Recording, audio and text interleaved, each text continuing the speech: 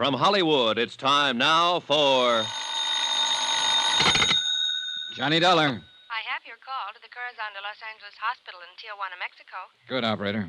One moment.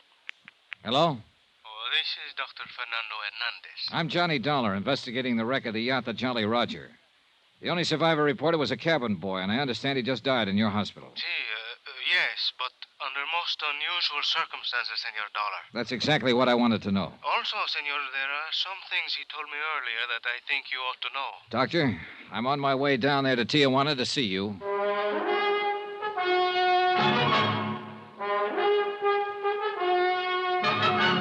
Tonight and every weekday night, Bob Bailey in the transcribed adventures of the man with the action-packed expense account, America's fabulous freelance insurance investigator. Yours truly, Johnny Dollar.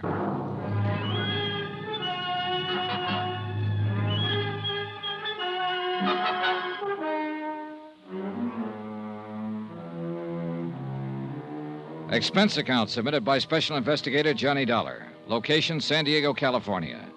To the Universal Adjustment Bureau, Hartford, Connecticut. Assignment, the Jolly Roger fraud. $460,000 worth of palatial yacht gone down to Davy Jones's locker. Expense account item 9, 40 cents, telephone call.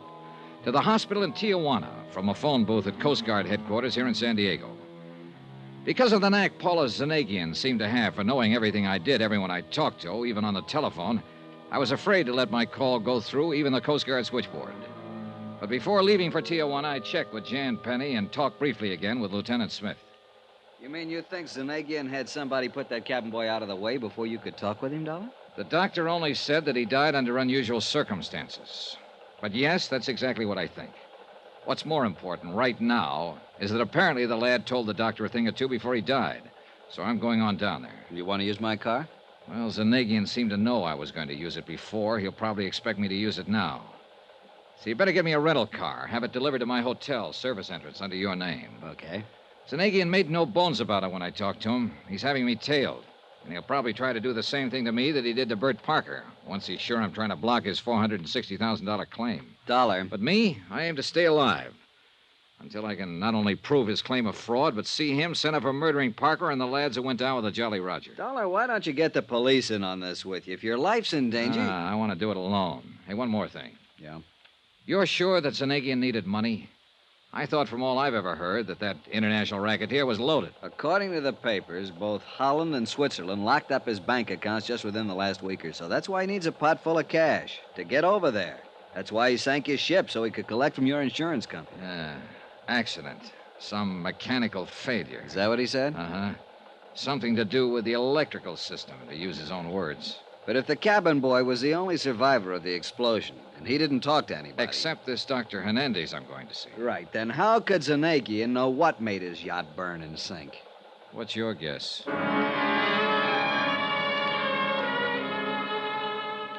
Expense account item 10, $50, deposit on rental car. On the way back to the hotel to pick it up, I kept looking for somebody that I could identify as the tail Zanagian had put on me. But if he was there, I couldn't tag him. And as I drove the few short miles from San Diego to Tijuana, I began to wonder if maybe I was just too small fry for Paula Zanagian, shipping magnate, munition maker, international spy, to bother with. Nonetheless, I still kept an eye out for a familiar face, or more to the point, for a familiar car that might be following me. Midday traffic on the big broad highway was astonishingly sparse. A handful of tourist-type cars loaded with families on the way across the border for a quick look-see at Mexico. A handful of movers who were on their way to see how far and how long their American dollars would keep them in favorably exchanged Mexican pesos. Some smart Cadillacs, some of them towing outboard runabouts and filled with eager-eyed fishermen. And the usual run of trucks, big trucks and trailers. The boys who made a living behind the wheel, the best drivers on the road, wherever they were, loaded with goods for transport between states or countries or what have you. I drove fast, I drove slowly, and I still didn't see any car that might have been following me. To make sure, I took off on a gravel side road, drove a mile or more, and waited. Nobody followed me. So I finally gave up and went back to the main highway. At the border, I asked the guards where the Corazon de los Angeles hospital was, drove the car to it, parked in back, and asked the first nurse I could find, and I should have stopped right there because she was beautiful, asked her where Dr. Hernandez hung out. Hernandez spoiled a beautiful romance in the budding and led me into his office.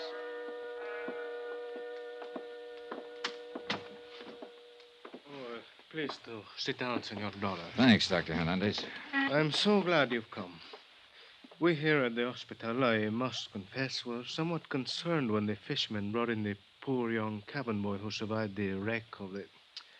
what was his name? The Jolly Roger. Yeah, that's right. Zanegian couldn't have picked a better one. So? Jolly Roger's the name of the flag that pirate ships used to fly, skull and crossbones. I suppose you know. See, I know. He was a glorified pirate preying on the whole world.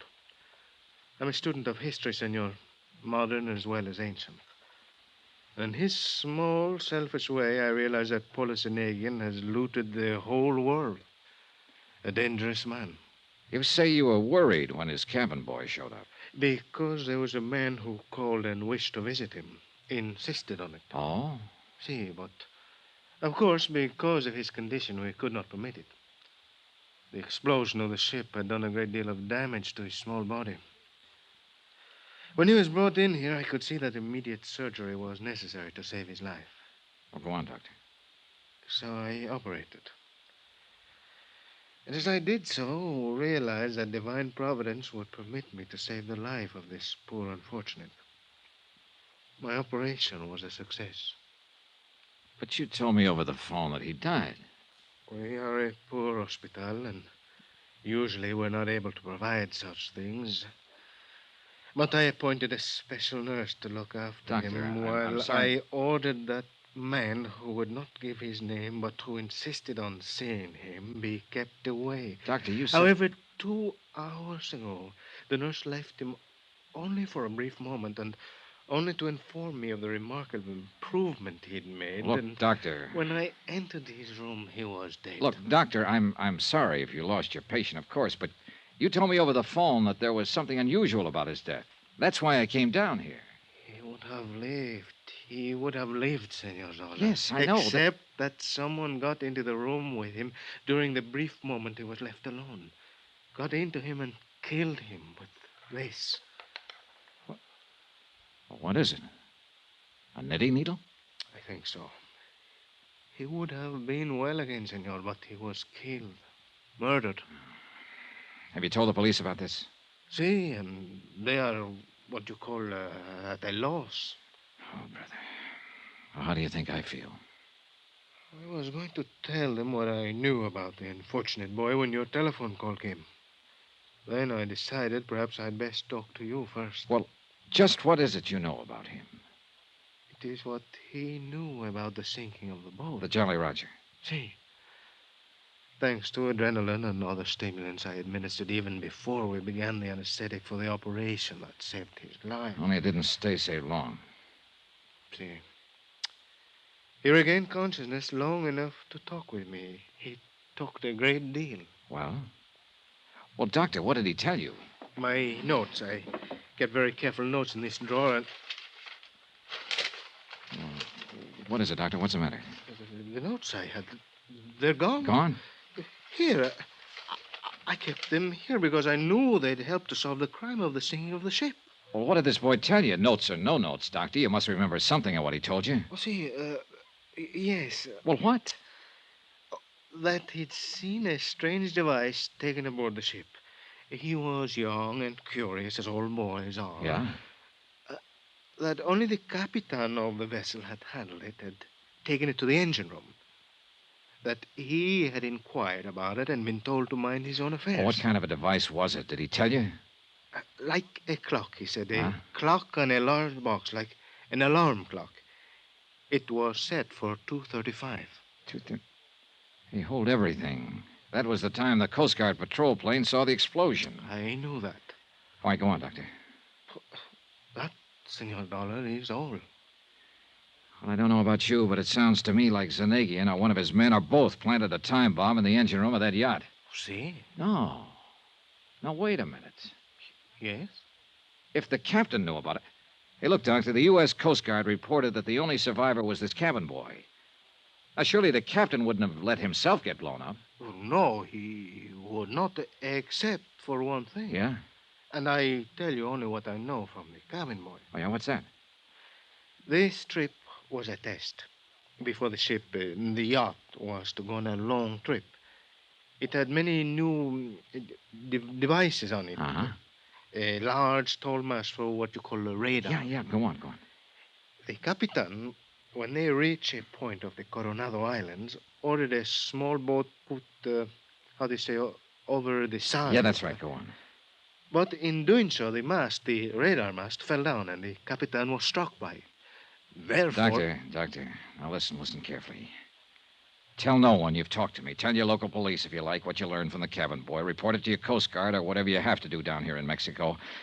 But don't, under any circumstances, let anyone know you've talked to me. I do not understand, senor. You wonder where your notes on the cabin boy are?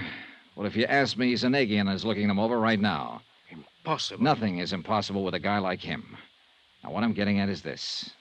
I'm a marked man, Doctor. He's after me, and he'll be after anybody who tries to help me. Cannot believe. Well, you'd better, if you want to stay in one piece, so take no chances. I don't think I was followed down here, but I may have been. If so, your life is in danger, same as mine. So please, watch your step until I can pin whatever it takes on Zanegian to send him up for life. This is fantastic. Yeah, sure it is. But outside of you and a girl named Jan Penny and... Doctor, may I use that phone of yours for a call across the border? Well, of course. Here. Thanks. Hello? Hello, operator. I want to call Coast Guard headquarters in San Diego, California. Lieutenant John Smith. You know something? Your Mexican operators speak as good English. Hello? Yes, thank you.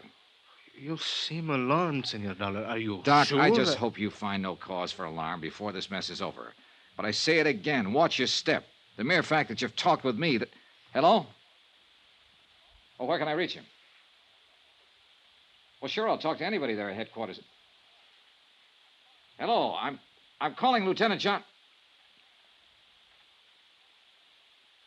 I see. Thanks. What is it, Mr. Dollar? Lieutenant Smith is dead. What? A hit-and-run accident. About an hour after I left him. Watch your step, Doctor. See. And you too, Senor Dollar.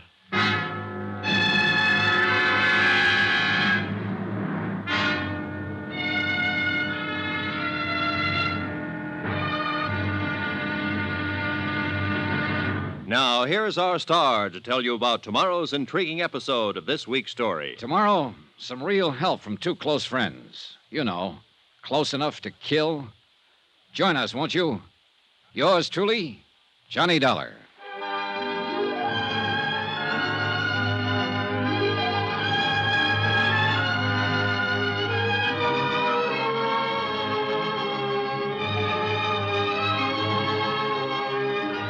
Yours truly, Johnny Dollar, starring Bob Bailey, is transcribed in Hollywood. It is produced and directed by Jack Johnstone, who also wrote tonight's story. Be sure to join us tomorrow night, same time and station, for the next exciting episode of Yours truly, Johnny Dollar. Roy Rowan speaking.